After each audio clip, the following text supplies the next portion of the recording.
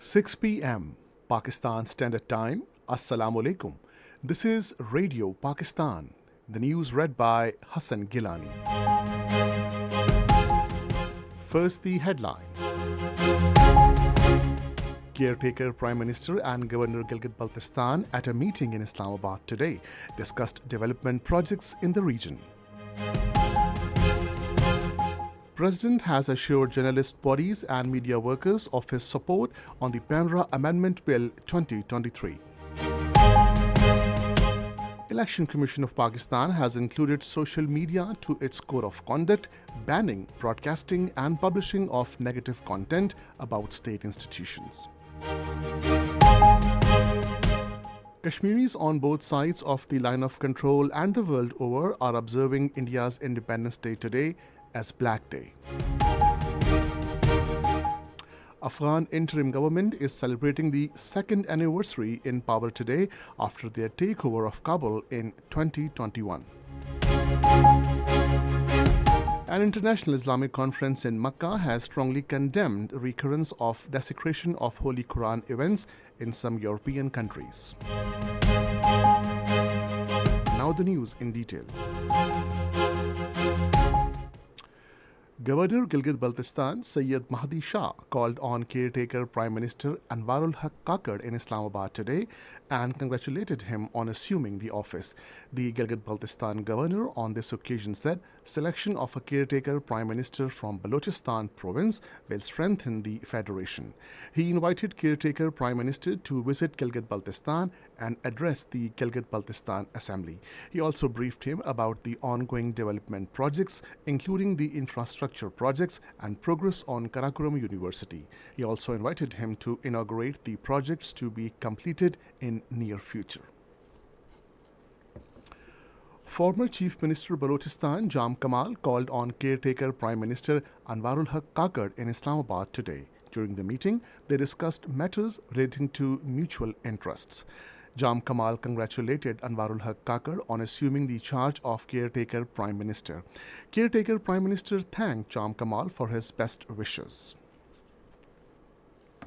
Sindh Governor Kamran Khan Tesori has approved the name of retired Justice Makbul Bakir as caretaker Chief Minister of the province.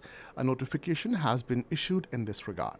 The approval was given on the recommendation of Sindh Chief Minister Syed Murad Ali Shah after consensus reached with opposition leader.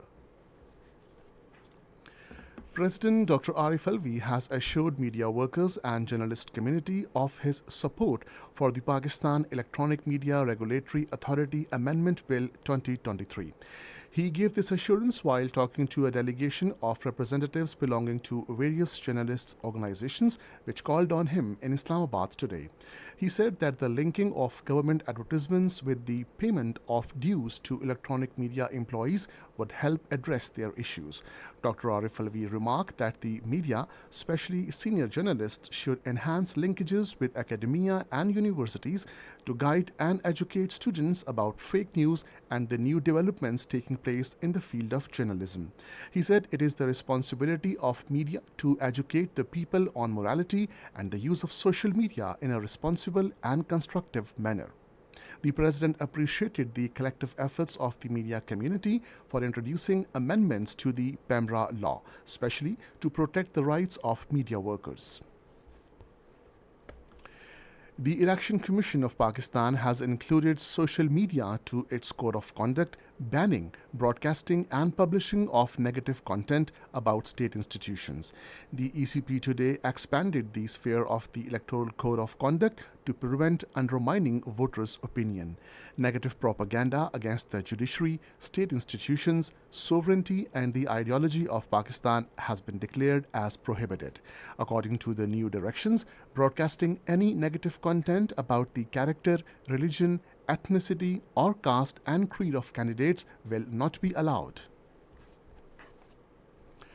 Pakistan Railways is spending 1.86 billion rupees for rehabilitation of 518-kilometer track of Kotri Khanpur section under the project of immediate track safety works. According to official of Ministry of Railways, under the project of Karachi Port tracks, 24-kilometer 17 level crossings, and 7 bridges have been rehabilitated. Furthermore, the official said a new rail link under Uzbekistan, Afghanistan, Pakistan railway connectivity project through Kohat Karlachi will also be developed. This is Radio Pakistan. Kashmiris on both sides of the line of control and world over are observing India's Independence Day today as a Black Day to convey a message to the international community that New Delhi has no right to celebrate the day in illegally occupied territory. The day was marked by a complete shutdown across occupied Jammu and Kashmir while people hoisted black flags. The Kashmir Valley wore a deserted look due to the strike. Meanwhile, the occupation authorities converted the entire Kashmir Valley into a military garrison as checkposts and barricades were erected at all main points and squares. The all parties Hurriyat Conference leaders, including Davinder Singh Bahal, Mohammad Yasin Atai, Khadim Hussain, Sayyid Sibte Shabbir Kummi, in their statements in Srinagar, asked how India had snatched the freedom of Kashmiri Muslims at gunpoint in 1948 and it has no right to celebrate the day in IIOJK. Protest rallies were held in Azad Kashmir, Pakistan and world major capitals to draw global attention towards the Indian brutalities in occupied Kashmir.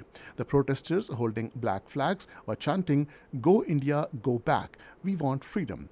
Wake up UN, wake up," and Kashmir seeks attention slogans. The Afghan interim government is celebrating the second anniversary in power today after taking over Kabul on this day in 2021. The spokesperson for Taliban, Zabiullah Mujahid, in a statement today congratulated the nation and asked them to express gratitude to Almighty Allah for this great victory. A two-day international Islamic conference concluded in Makkah has emphasized the need for enhanced communication and stronger partnerships in Islamic affairs among departments of religious affairs. The conference was held under the theme Communication and Integration. The final communique strongly condemned the reprehensible and recurrent acts of burning of copies of the Holy Quran. It emphasized that such abhorrent actions incite hatred, promote exclusion and racism, and contradict universally shared human values. The conference sends a message to the world about Saudi efforts to serve Islam and Muslims and to promote the values of moderation. The two-day conference was attended by about 150 leading Islamic scholars, muftis, religious leaders, and thinkers from 85 countries. Israeli forces martyred 2 Palestinians during a raid on refugee camp in Jericho city of the occupied West Bank today. Hospital officials say the Israeli forces also injured several people during an hour-long raid. Russian President Vladimir Putin, in a telephonic conversation with his Malian counterpart Assimi Goita, discussed developments in Niger. According to a Kremlin statement, Russian President emphasized the need for a peaceful solution to crisis in Niger through talks. In Ukraine, 3 people were killed and over a dozen wounded when Russian airstrikes hit 2 western regions today. The fatalities were reported in the northwestern region of Volyn. Poland is set to hold its largest military parade today ahead of elections in October. Poland's defense ministry in a statement said the celebration of Polish Army Day is being marked by a showcase that includes 200 units of Polish and foreign military equipment, 92 aircraft, and 2,000 service members. Provincial Disaster Management Authority Punjab has issued alert of a possible medium-level flooding in the canals adjacent to Satluj and Beas rivers. In a statement today, the PDMA spokesperson said the dams built on Satluj and Beas rivers in India have almost reached to full capacity. He said in the next 24 hours, there are chances of stormy rains in the upper areas of River Satluj and Beas.